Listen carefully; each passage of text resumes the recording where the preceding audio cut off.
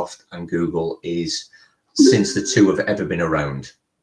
And I believe that the pop-ups on there, if there's any questions, I believe that if Wayne's still around, he'll be pulling up the questions on there as well. So feel free to question if you want to in there as well, into the chat. Any questions can go in the chat. Or Brilliant. just shout them out.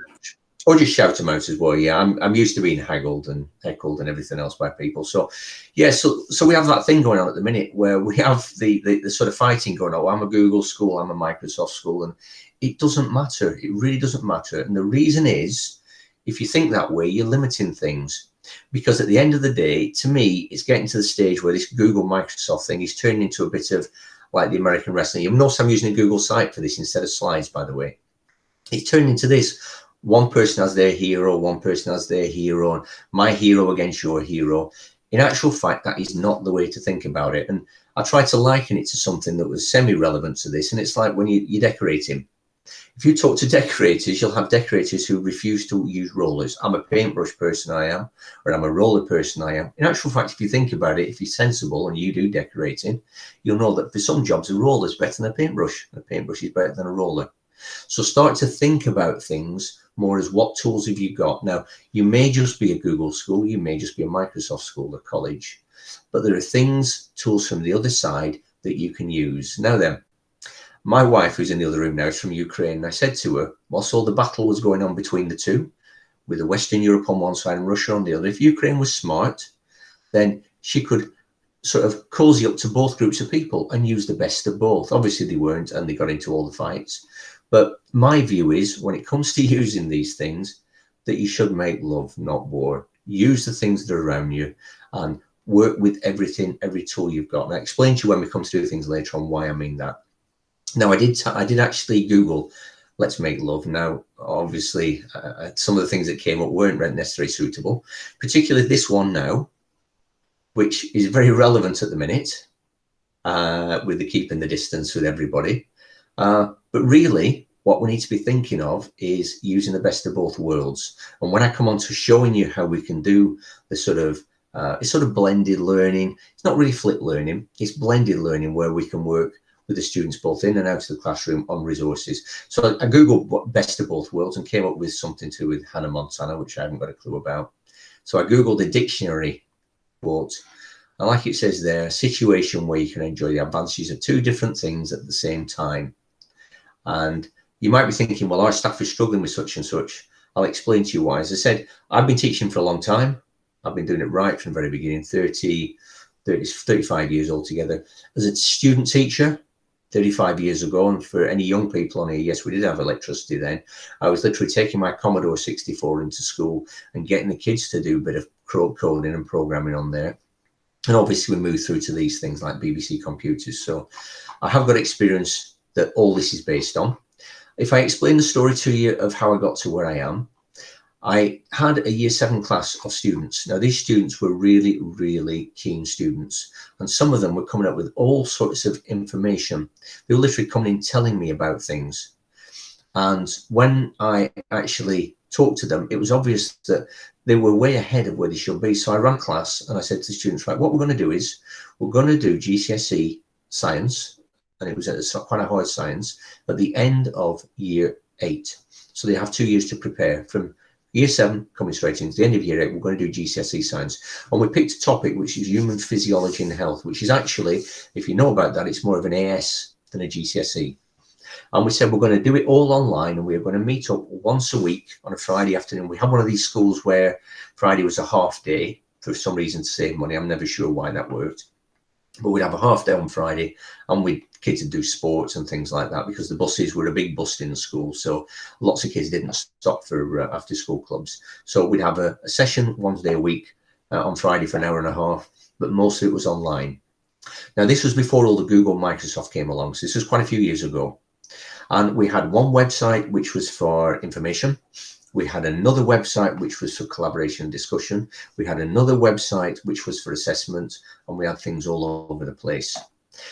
It got very confusing because I was having to check lots of things all the time, and the students were having to check lots of things all the time. And one of the biggest complaints they had was that sometimes they'd be posting things for me to mark, and I'd literally have looked at it over a 3-week period. Nothing was marked, nothing was submitted. And then maybe I'd leave it for a week, and obviously maybe an hour after I'd checked it, the students were checking online, they're actually submitting work online. So they were then complaining that I wasn't marking work as well. So it was clear that it wasn't working that way. Gradually we moved to something called Moodle, which some of you will know, which is a lovely setup, but too techy for teachers to use. And then Google came along, and Google, as it came in its form, came along before Microsoft came along online, which is why I use Google more. So how did I start doing the flipped learning once we went onto Google and we started using the Google tools? Well, initially, this was before the things like Google Classroom came along, but we did have Google Sites, not the beautiful sites you get now, but an older one. So what I started doing for the students was creating, and we still had classes that were doing this sort of thing even now, I create for them some resources, and I worked out what are the key things I want for the students. And even now with the lockdown, when people are teaching from home, I've got 2 foster kids. I've got my own son who is 12 now, who was at primary when the lockdown started. He's now in secondary. What was happening is for all those, I was getting work packs emailed through for the students, for my foster kids, big packs of work packs, PDF work packs that really they couldn't access, because my youngest one couldn't even read. He was 8 years old, but he really struggled with his reading, couldn't really speak actually. All I was getting was these packs coming through. And it wasn't really suitable for what, but the schools obviously had to try and do something.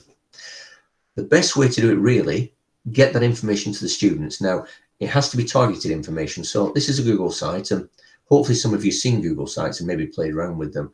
Very, very easy to create resources. But on this site, for example, now, I have got Google Slideshow. So literally a slideshow here that the students can click through with the information on. They can maximize it and they can make it full screen. Make it full screen. Once they finish going through it, they can then minimize it back into the page as well. When I was in class, if I was in school with the students now, I could use it direct from the website to show to the students. So you've got that information there, which is your focused information. On the side here, we've got the general information. And I will be fair, this isn't information I've written. This was just copied from a website, just a demo to you. If I was doing it, it would be information from me. And I'd be writing specifically to the need of my students. So I'd have background accessory information there, as well as the key information. Nice little video embedded into it as well, straight from YouTube. Now this video could be me talking through some other information, talking through some other slides or something like that, simply by screencastifying it, literally going through the slides, recording my screen, and then making it into the video. So this could be in my Google Drive, for example, as a screencastify video. I don't know if you're aware, all these things like screencastify and Loom, for example, that you can record your screens with, give you a limited amount. Screencastify used to be 12 minutes of recording of your screen time for free, as many as you wanted for 12 minutes, until they realized that for most teachers 12 minutes was ample. So now they've reduced it right down. Loom, on the other hand, which is another screen recording one, will give you 25 free uses as long as you want, but after that you've got to pay for it. Chromebooks, though, if you have Chromebooks in your school and you're looking to get them, very, very soon Chromebooks will have that feature built in. So you'll literally be able to open whatever you're doing, click and start recording.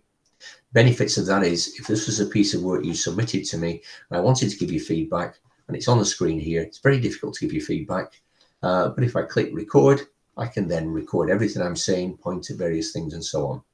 So very, very easy to give feedback. But on this particular one, we've got our slides, we've got our information, we've got our videos for the students to watch.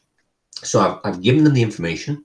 I've supported them as much as I can from the distance without actually literally going and teaching them online. I could have a video with me explaining key bits on this page to them as well. And then I then ask them to complete for me a little quiz for me, a little Google quiz in Google Forms. Okay, so I've provided the information, given them support, linked them to other resources. We could have some hyperlinks to other things down here, and then I've assessed them. Now, for me as a teacher, those are obviously the key things. The assessment, by the way, if they were self-isolating or if it was a further lockdown, this assessment could also have 1 or 2 other questions in. How are you feeling today? Have you any issues as well? So it could be a support and an assessment one. Now, as I said to you at the beginning, you might look at this, and if there's any Microsoft people on there, don't log out, don't disappear off by going, oh, well, this is obviously a Google thing. It's not really. And as far as I'm concerned, when we used to have Moodle and I used to work on it hours and hours, one of our IT guys said, "Oh, you'll never leave Moodle, you'll never change." And I said, "Well, if something better comes along." And I work on the idea that as a teacher, I just want the best, the most usable resources. So there we are, that's the Google version. But if I scroll down, we have, look at this, exactly the same. We have the slideshow, we have the background information, video from YouTube, but this time the slideshow is PowerPoint. Further down, our quiz is Microsoft Forms. And this is where this make love not war comes from, because I've got Google Sites.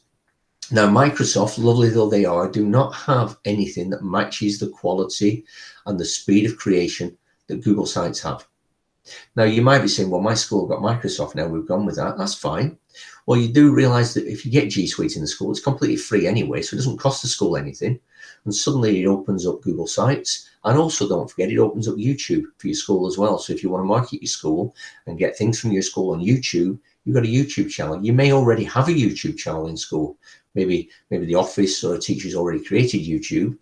But if they've done that, they've already got a Google account. And it might be a free Google account, but it doesn't matter, because in a free Google account, guess what? You can create slides, you can create quizzes, exactly the same as well. But it means you can also create the websites like this to put your Microsoft things into it as well. Now, Microsoft did have a website creator in 2002 when I created my biology website.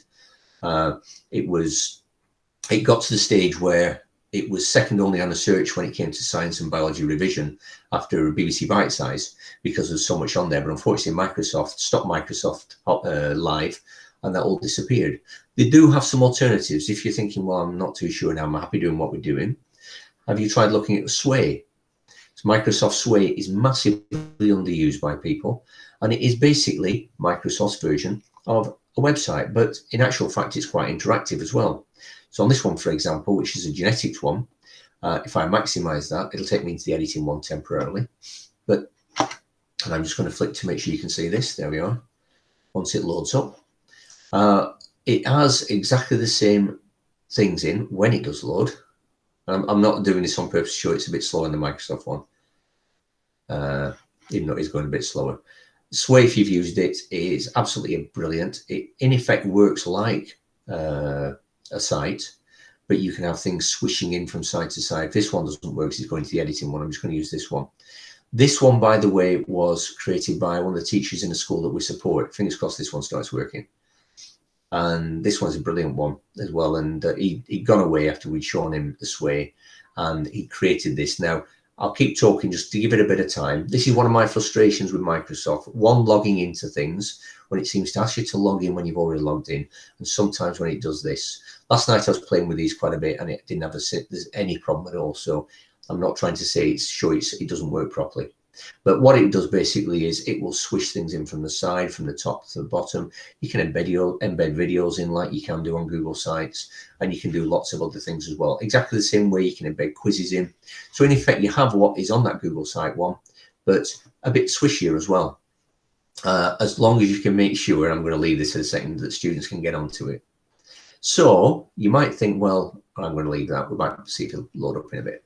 But it's a really good one. It's really, I didn't ask the teacher permission, so if he is on here, it's one of the music teachers from a local school. If you do happen to be on here, it is absolutely brilliant, and thank you for letting me using it. So that's fine. So we got one lesson on there, and you're thinking, oh my goodness, it's going to take a while. How can we carry on with it? And can you get lots of stuff on there? And can we make it so it's usable? Well, you can, because if I just pop into this one here, and this is my website that I've been using right from the beginning. It was the old-fashioned Google Sites, if you knew what those were like. Horrible. Well, not horrible, but not fantastic. This is zigs.uk. You're free to go and have a look and play and get ideas off it. But what I started doing was, initially when I started working with students, and this was probably about 4 years ago doing this sort of thing, we realized, teaching biology, which is my main subject, that when you looked at the syllabus, you didn't have time to complete the teaching. We didn't have enough time. There was too much content.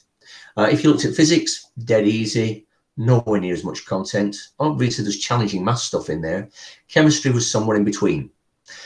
Initially, when the syllabus, the specifications came out, it actually stated that biology needed a third more teaching time than physics and about a quarter more than chemistry. So being keen teachers and knowing that data and usage of data is important, we went to our head of science, who happened to be a physics teacher, and we explained that we needed more teaching time. And his answer was tough. Don't fit into the timetable, you can't have it. And we realized that we've got a big problem. So we said, well, what we're going to do is, we've got a frustration that when we get to the bell after the lesson, that students were walking out of the room, and at that point in their mind, when they walked out of the door, our lesson had finished. That was it, until next time they walked in our door. And if we tried, we could squeeze a bit of homework out of them. And as you know, our school, by the way, was a nice school, but it's a rural school in the middle of two big council estates. So these kids were coming in. Their main aim in school was to socialise with their mates, as you know, a lot of kids are these days. But they didn't really want to do work. And if you sort of blackmailed them, bribed them, whatever, you could get into a little bit of homework. Some obviously did really well, but a lot didn't. But we wanted to steal time off them, because if you think about it, if you can steal 20 minutes off them every week, and then you start adding that up, that is a lot of extra teaching time throughout the year. And if it's positive 20 minutes teaching time or 20 minutes learning time, it's going to start making a big difference. So what we started doing was, we started creating everything online. We had a textbook in school that we used, but the kids weren't allowed to take them home. So there wasn't much point. And that was because when they did take them home, as you know, they probably trashed them, or they get chucked around their bags, and they wouldn't last more than a year at £20 a time. So we started off, and what we did was, we said, well, if we're going to be using the textbooks, let's look at the titles in the book, lesson by lesson, and start putting the things online. So what we did was, we literally put the topics in from the book we were using, and we started building the lessons up. And we built these lessons, there's me and one other teacher doing this. We built the lessons up as we were going along. So for the first lesson, all we did was, we were sending out the slides as what we called the basics. And the basics were basically the key information that the students needed.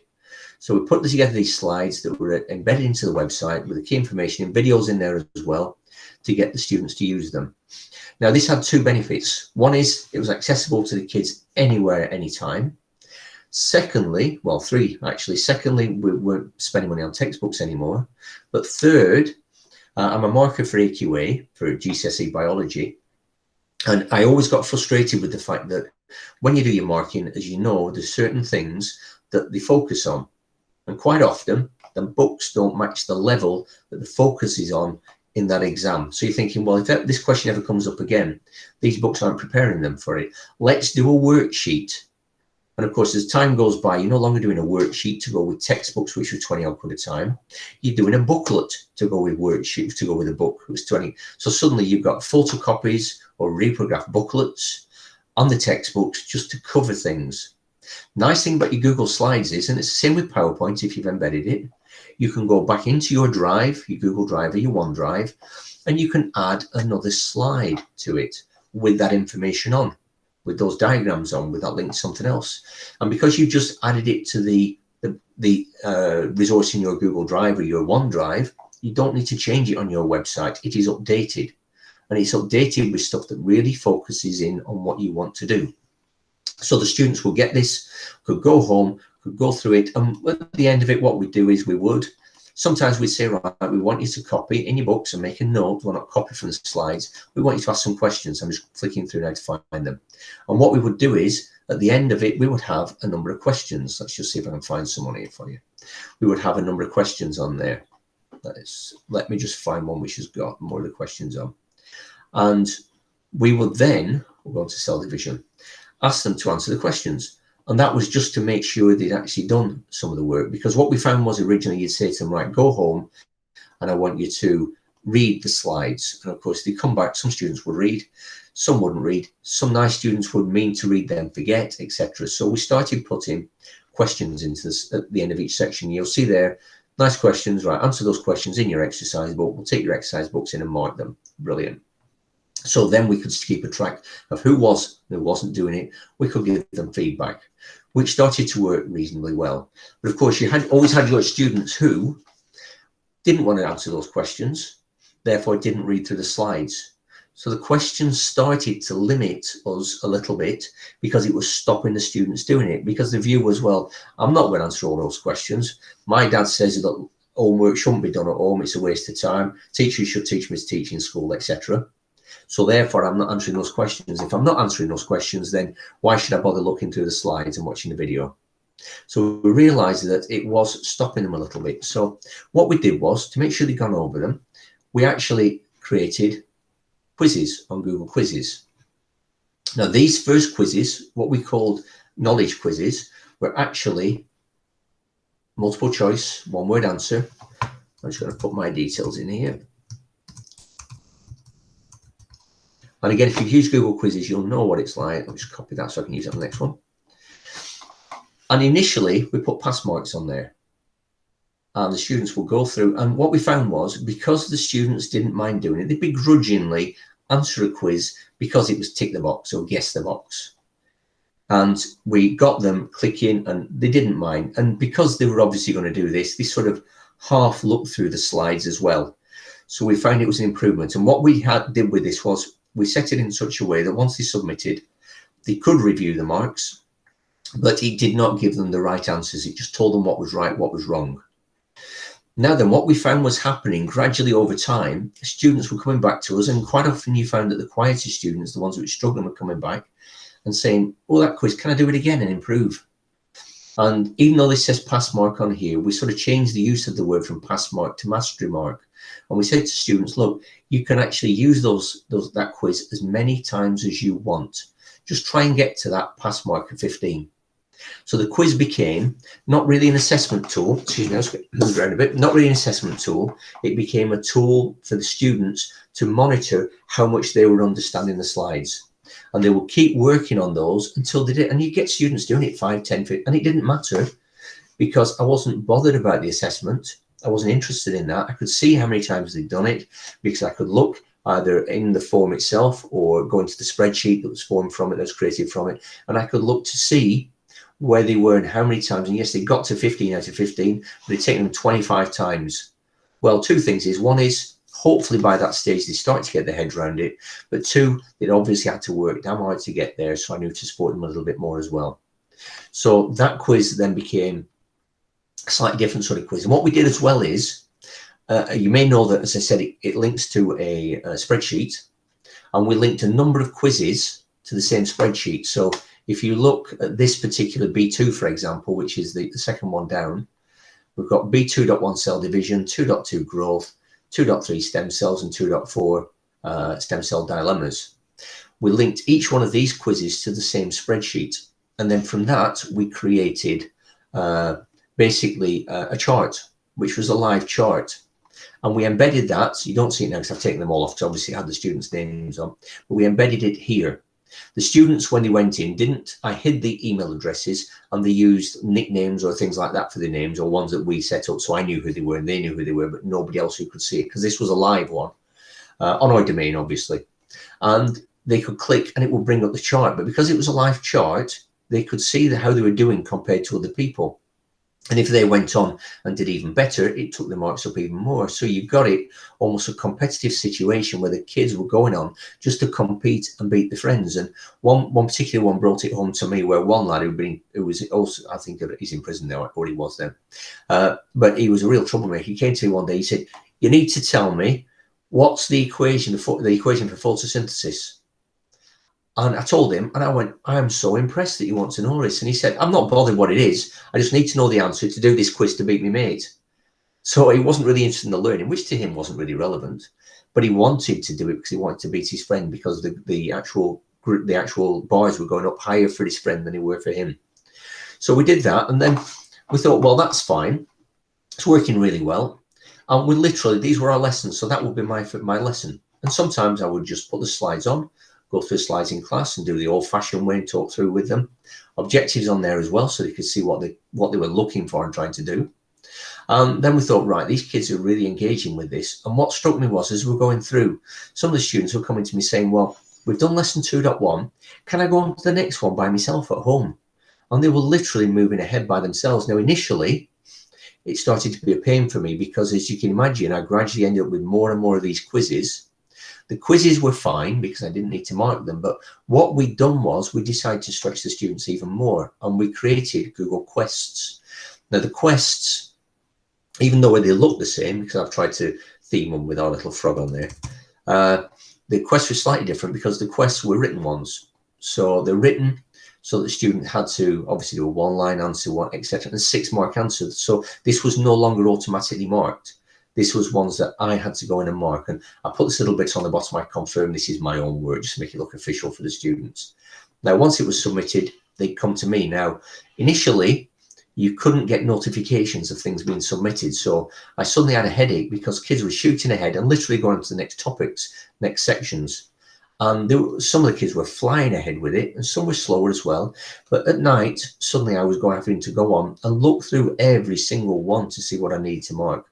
Fortunately, Google, as you may know, have now included notifications in there so that if a student completes a form, I can be notified immediately, or if it goes to a sheet, then I can be notified at the end of the day. So I knew to go in and look. But because the students were doing so much, it still ended up with me jumping between them, having to go and do lots of marking. And one day I went in and I said to, I was just muttering and having a bit of a whinge to one of the students who was at the front, who was quite a bright girl. She's probably making a lot of money now. And then I said to her, you know, I'm doing all it. Oh, it's all very well. And you're telling me teachers don't work. I'm having to do all this work and marking. And she said, what are you complaining about? She said, why are you doing all this marking? And I said, well, I'm a teacher. That's what teachers do. We mark things. And she said, yeah, but it's silly. She said, because when you've made the forms, and what I did with these forms is when I created them, I put the answers in from the mark scheme. So as you can see on this one, if I go back to the original one, which is 2.1, let's just go back to it again. If I go back to knowledge quest on 2.1, when the students take the test, the activity, whatever you want to call it, they're just given the question and somewhere to write. So they don't see anything else. But when I give them the feedback, because in the feedback when it's created, I copied and pasted from the mark scheme. So because of that, they could see what the proper answer was. And she said to me, why are you marking everyone? She said, I'm not stupid. I know if I've got that right because you put the answers underneath. She said, why are you not helping us with the ones that we're getting wrong and we're stuck on instead of doing all of them? And I thought about this. I thought, well, that's quite smart. That is really, if you think about it, because I was going in and just marking it for everybody. And some of these kids are going, yeah, you marked it, but I knew what I got anyway. I knew straight away. And what I found is because I switched these on so that it gave feedback to all the students that were moving ahead were using these almost like past paper questions. So they were going over, testing themselves, and immediately could see the answer. And what it did do is it got to the stage where past papers, you know, where they photocopy the paper and then they photocopy the mark scheme and then they're shuffling papers around all the time. They didn't need to do that. They could actually go through a lot of information very, very quickly, simply because the answers were directly underneath the question as soon as they submitted. So they went on to do that. And what I then did, I thought, well, how can I still monitor from there? Because they were moving ahead and they were all over the place. What I ended up doing in the class was I'd go into a class and I'd say to the students on a particular lesson, right, I've noticed that people are struggling on, for example, 2.1 cell division. Who in the class is struggling now? And you get 2 or 3 hands going up, or maybe people have messaged me to say. So I'd say, right, in 5 minutes, I want you lot around the front and we'll just go over it. So my class changed from me standing at the front going, right, this is a slide, copy it down. This is the next slide, copy it down. Shut up, don't talk. To me actually supporting these kids and running a clinic at the front of the class where the students could then just come along, and in a small group, I'd support the students who needed support. So the Robs and the Susans and the people who were flying ahead, what is the point in me getting that class together and saying, right, everybody stop, I'm going to explain this to you. These kids are thinking, what's he explaining it to me for? I can do it better than him now. So they could just get on with what they're doing, and you could then focus your work just on those particular students, not on everybody else, and let them get ahead. And obviously you could identify all the way through from behind the scenes who was struggling, who wasn't. And it worked extremely well because you could do that focus. So the students were then moving ahead. And if you're now thinking, oh, all you ever did was sit there and do computers. No, we didn't. It was practical. I was a biology teacher. We still did practicals. We still did ones where we used to have news of the day or news of the week, where the students would find something on BBC News website on genetics or something like that and do a presentation for me. So every student would do a presentation. But what happened was, because everything was online and it was in this format, students were moving ahead much, much faster. And therefore, we got through the material and we had lots of more spare time. So I would come along and I'd say, right, everybody, in next lesson, we are going to do the assessment on B2. And that assessment would be at the bottom of B2. So you can see it says topic test on there at the bottom. So that topic test is probably still switched off now. Is it live now? There we are. It will be like that. So the students cannot see that topic test until we're all ready to do it. So yeah, some students would have shot ahead. Some students would just have got there. And when the slow ones just got there, I'd say, right, now we're going to review this. So they've been given notice. I would then make this test live. And this worked exactly the same way, but this will be done in class under test conditions. Initially, we didn't have Chromebooks in my class. I find it quite frustrating because you imagine I'm doing a lot of work in the evenings and doing all these resources together, and we could book a computer room once a week or once every 2 weeks or whatever.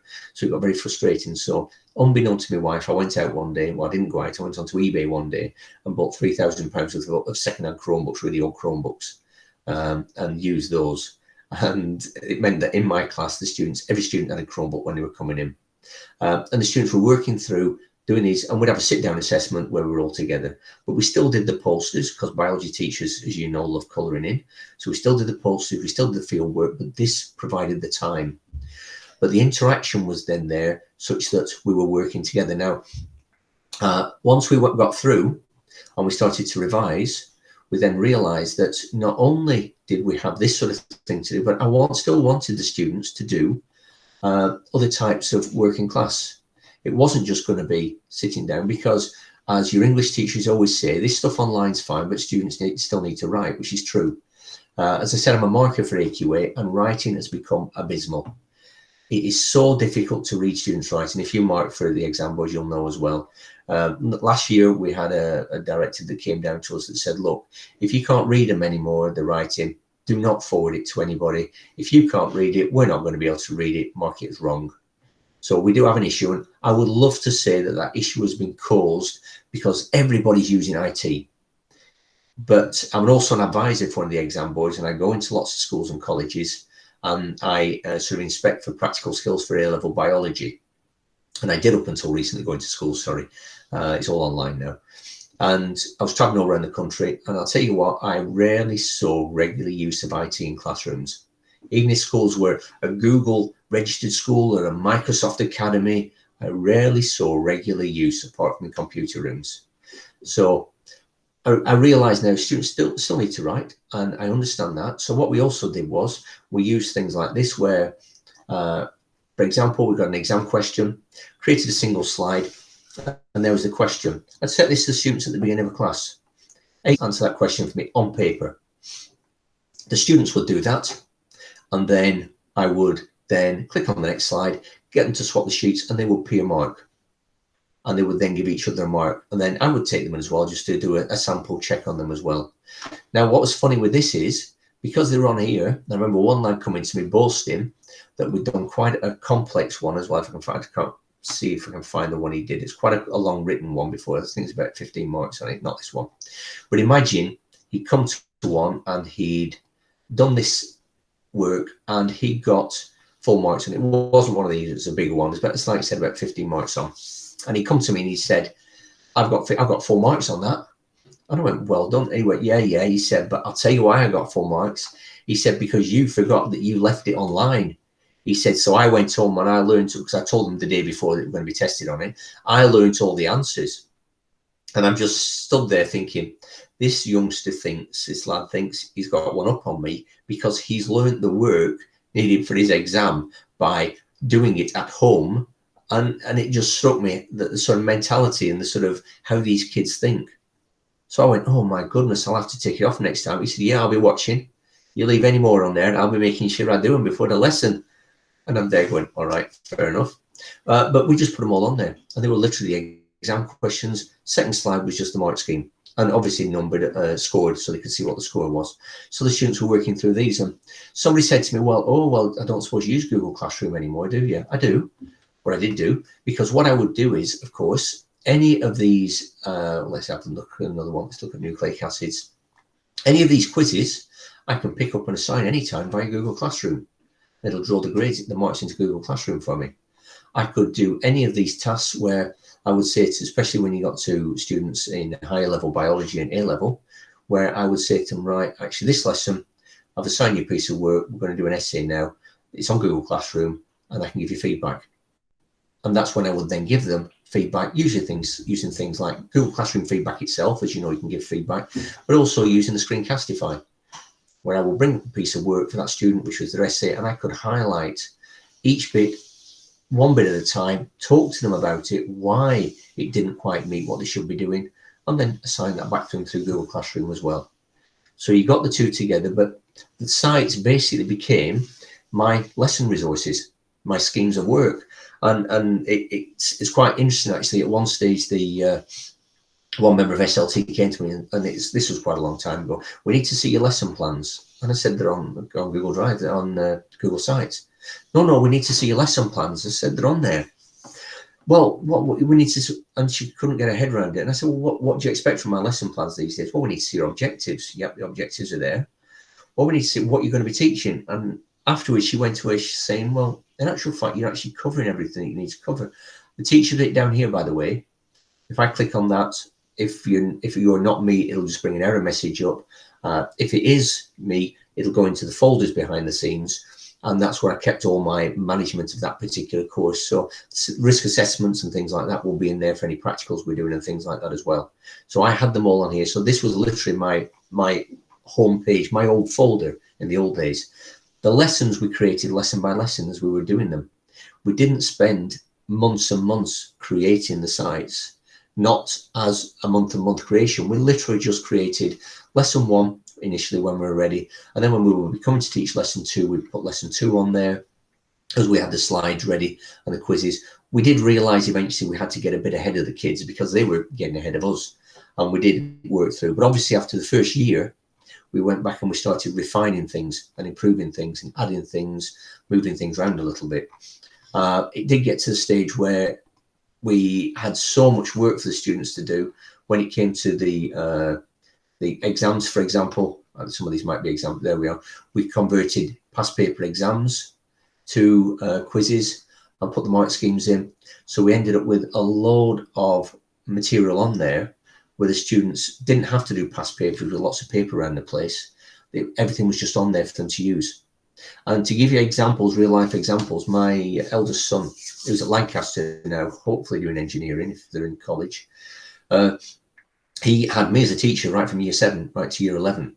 And his class were a wonderful class. You couldn't ask for a better class.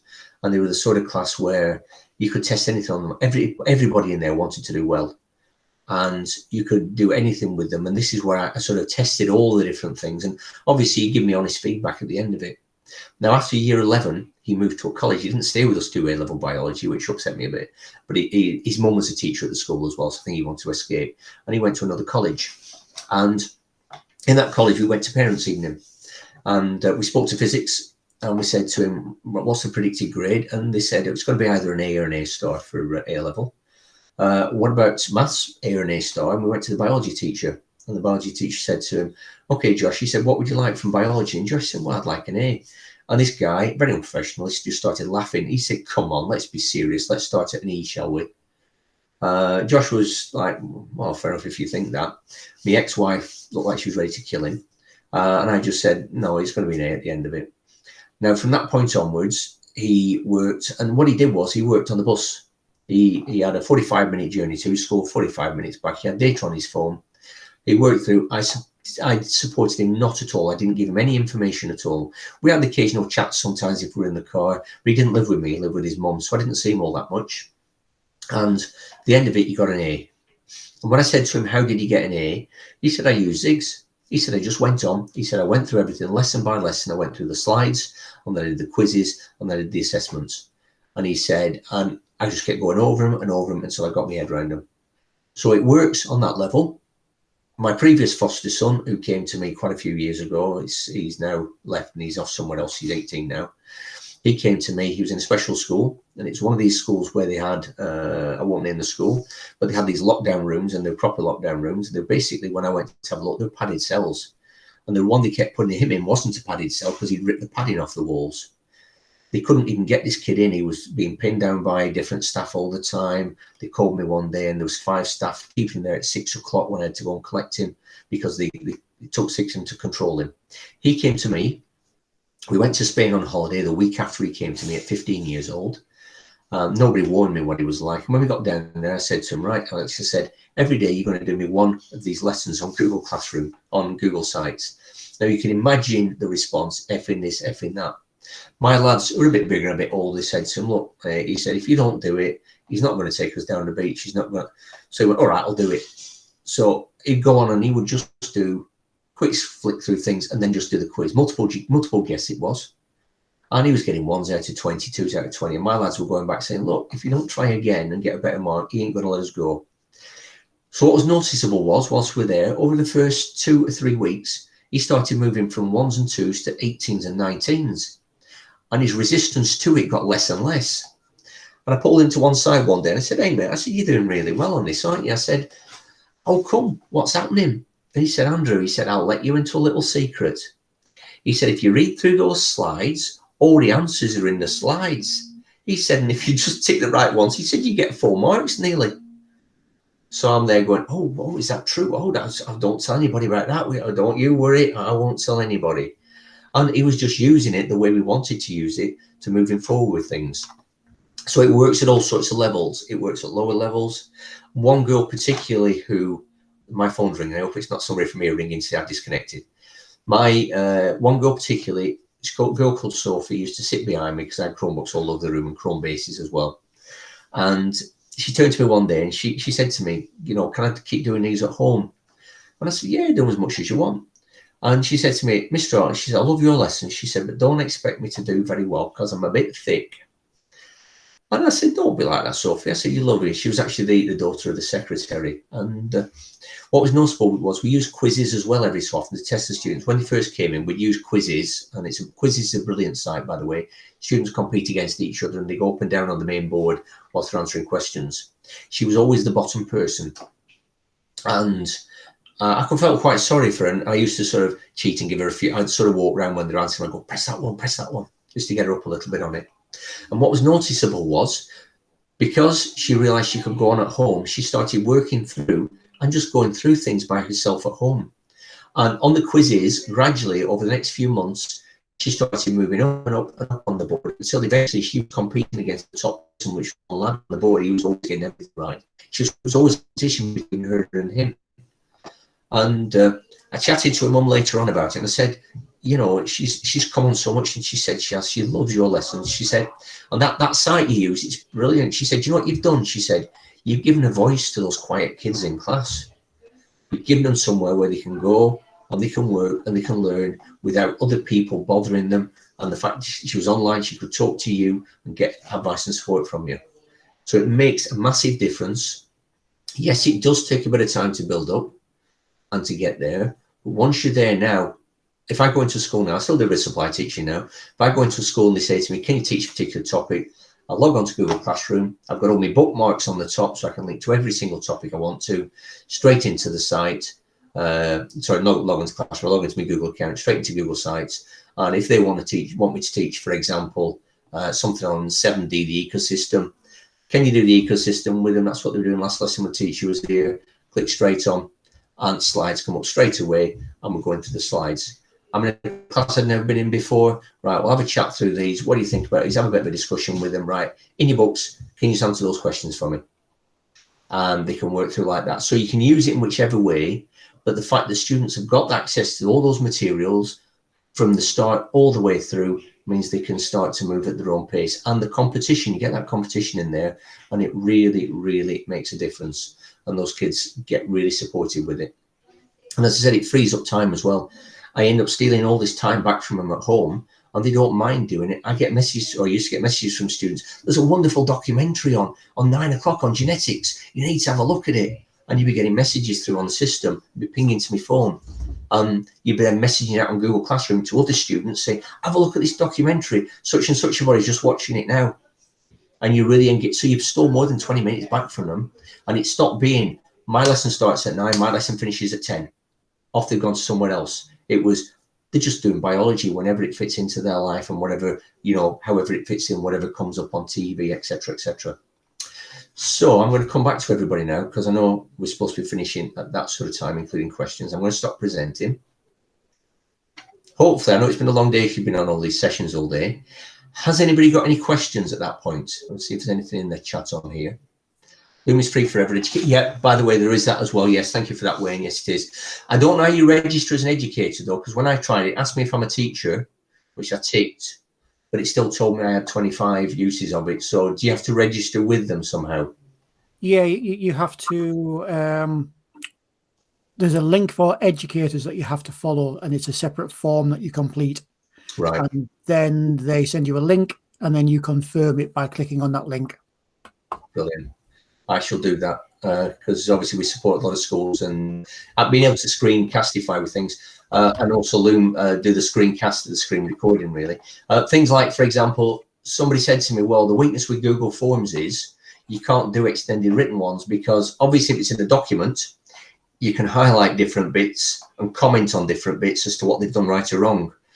Yes, it's true. If you put it in a Google form, you can't do that. But of course, if you screen recording, you can, because you then record the screen with their answers, and then you can point at different things and go over different things that they've said, and then send them the recording.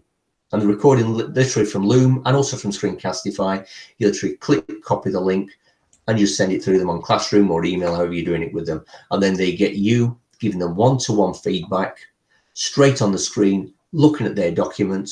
You can even have your little picture in the corner. What I like about Loom is Screencastify puts a square picture in the corner, but Loom puts a lovely round video of you in the corner as well.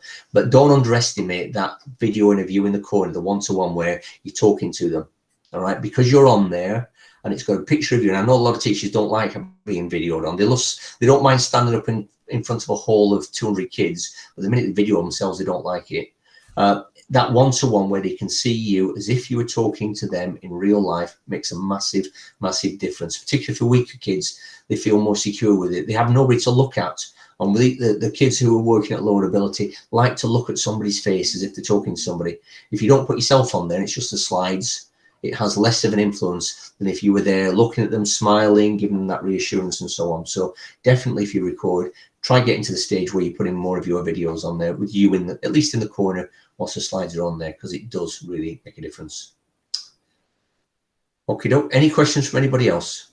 What's lovely when it's like this is everybody could have gone home and gone to sleep or something like that. and I'm still in the old mindset as well, because I couldn't get on at lunchtime because I was teaching, but when Wayne sent a message through to say we're having a staff room one at lunchtime where you can have a chat over the sandwiches, the first thought that came to my head is, oh, I wonder what sandwiches they're providing. And then I thought, oh, back to reality. In actual fact, we're not going anywhere. I'm sat in the office here. I do miss going out. Do you really think FE can afford sandwiches? Hey, the FEs are the best ones we ever had. Tell you. Usually, if we have to pay for them in the canteen, though, that's what it normally is. But they are the best ones. But there's a question in there from Chris about: are you saying Google Sites or Slides? Very interesting. And thank you. You're saying Google Sites or Slides, and which bits? Google Sites is where everything is, and Google Slides are embedded into Sites. Sometimes when I get enthusiastic, I just say the wrong one. Sometimes on that, it's the whole thing was the Google Sites. And then I have my slides embedded into my sites, and it was the slides you could update behind the scenes. And the students, whenever they went to the site, would see the updated version, because it basically just draws it from your Google Drive to show it onto the site. Does that answer your question, Chris? Please feel free to shout at me if... yeah, I got that, Andrew. I got that. Thank you very much. I thought you were saying sites at first, but then at the end, when you mentioned slides, I thought I'd been hearing you wrong for the last hour. But right. I just need to go and have another little fiddle about with it. But that was really good. It sounded really useful. Thank you. Brilliant. No problem at all. Google Site is really powerful, and even the old Google Site is pretty good. And before we embedded Google Classroom across everywhere, there was a few areas, particularly computing, actually, that was using Google Sites for their, I don't want to say VLE, but it was their repository, and it was how work was put out to students. I know Mary's that was just my Google talking on my desk. I've got Google. Yeah, I turned mine off yesterday. I've not turned it back on. Mary's posted a question. Mary's got on there. It's been thank you for the comment there, Mary. Did you make all your own templates from scratch? Yeah. You get obsessive, Mary. You got to be careful, because you can produce a slideshow which takes you maybe 20 minutes to produce, and then you spend an hour looking for the right icon to go in the top left-hand corner of it. You must never get OCD like that. It is fun, but it just drains your time away. I don't tend to use any of the templates provided. They're all right. They're nice starter templates.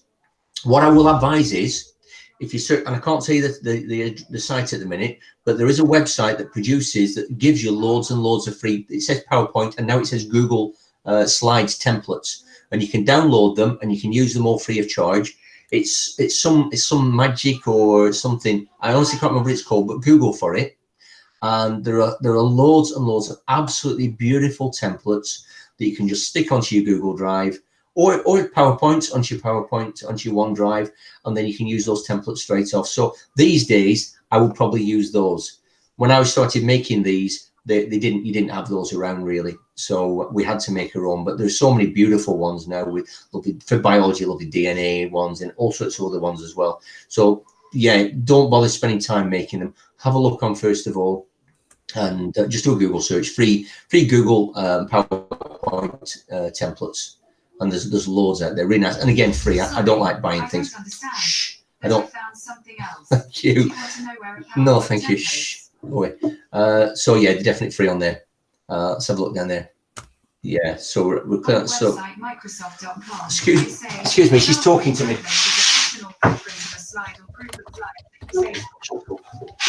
I've unplugged her now. She can't talk to me. I'll Google it. Yeah, yes, there's loads on there now you can use. So before you do, obviously sometimes you have to make your own, but yeah, definitely Google and find out what free ones are on there. And they are copyright free as well. It actually says you're allowed to use them for whatever you want, so you're not infringing any copyrights or anything. Okie dokie. Any more questions? Thank you very much, Andrew. You're very welcome. Absolute pleasure. Good luck, everybody. Keep working at it, and it really does get there eventually with things. It is a bit of work to begin with, but once you start getting it, and collaborate, work with other people on it, share that workload. Brilliant. Thank you very much. Thanks, Chris. Thanks, Mark. Thank you. Harry, thank you. Thank you. Have a good day, everybody. Stop recording now.